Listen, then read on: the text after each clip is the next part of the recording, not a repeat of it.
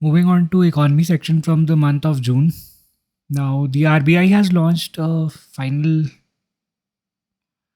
excuse me, the RBI has launched a financial inclusion dashboard named Antardrishti. Its objective is to assess the current state of financial inclusion by analyzing key metrics and indicators. It will enable policymakers and stakeholders to identify areas that require attention and implement targeted interventions. It will further facilitate greater financial inclusion through a multi stakeholder approach. Lightweight payment and settlement system LPSS. Conventional payment systems such as RTGS, NEFT, UPI are designed to handle large volumes of transactions. They are dependent on complex wired networks and advanced IT infrastructure. However, catastrophic events like natural calamities have the potential to disrupt the infrastructure and render these systems unavailable. The RBI has conceptualized a lightweight payment and settlement system. It aims to ensure that the processing of transactions continues without disruption during natural calamities. This system can be operated from anywhere by a bare minimum staff. It will be independent of the conventional technologies like NEFT. It will operate on minimalistic hardware and software and would be made active only on a need basis. It will process transactions that are critical to ensure the stability of the economy, including government and market related transactions. Now, moving on to National Time Release Study 2023. It has been released by the Central Board of Indirect Taxes and Customs. It is performance measurement tool for assessing the cargo clearance process of international trade as recommended by WTO under the Trade Facilitation Agreement and the World Custom Organization. It measures cargo release time from arrival at the port to final clearance for both imports and exports. The study includes seaports, air cargo complexes, inland container depots, and integrated checkposts. The average import release time has continued to improve due to several initiatives like advanced filing of import documents, enabling pre arrival processing. Now, Electronics Repair Service Outsourcing Initiative ERSO. The government has launched the Electronics Repair Service Outsourcing on pilot initiative. In the next 5 years, India's ERSO industry is likely to fetch India up to $20 billion in revenue and generate millions of jobs. The initiative aims to validate certain transformational policies and process changes to make India the repair capital of the world and capture 20% of the global repair service market within 5 years. The e-waste policy will be modified to enable repair companies to domestically recycle 5% of the imported goods by weight on a trial basis. The repaired goods will not be permitted to be sold in domestic market. ERSO will be a game changer for global environmental sustainability.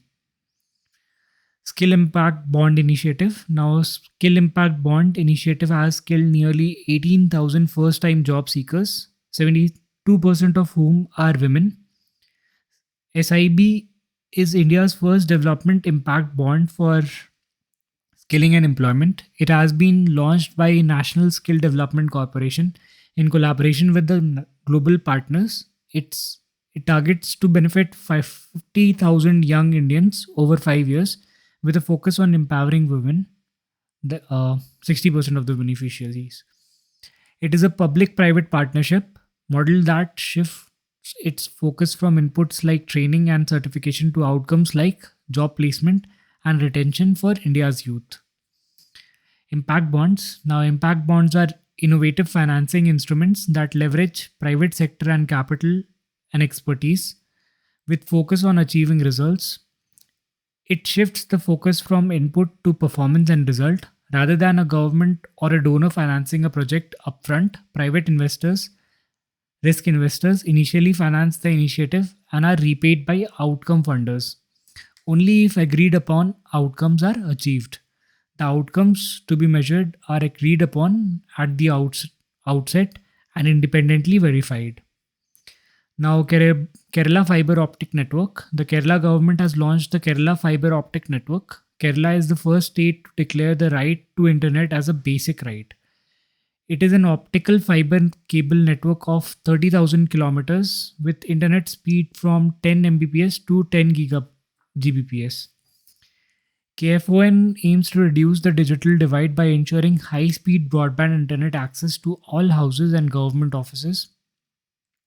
It will flip to e governance, knowledge based economy. The government wants to ensure internet connection for 20 lakh BPL families under KFON. In the first phase, 14,000 BPL families would get connections to high speed internet free of cost.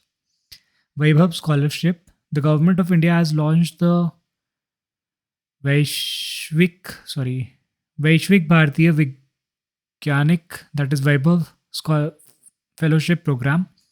It will be managed by Department of Science and Technology, Ministry of Science and Technology. It aims to connect the Indian STEM, that is science, technology, engineering, maths, and medicine diaspora with Indian academic R&D institutions for collaborative research work, leading to sharing of knowledge, wisdom, and best practices in the frontier areas of science and technology. One Nation, One Anganwadi program.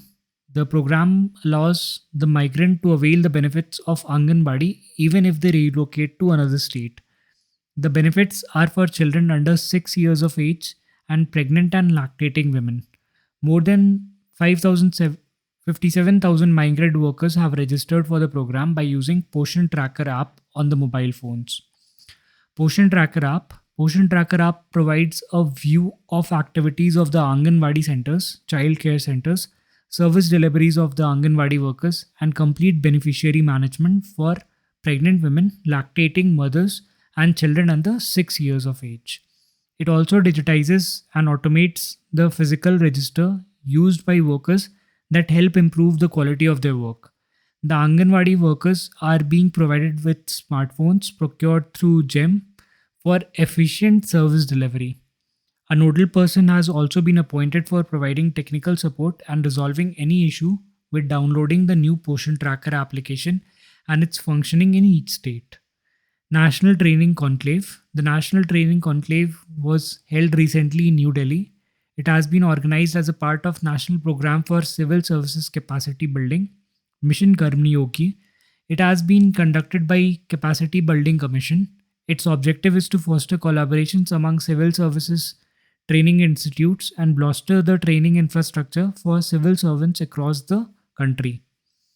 Capacity Building Commission. It has been constituted in 2021.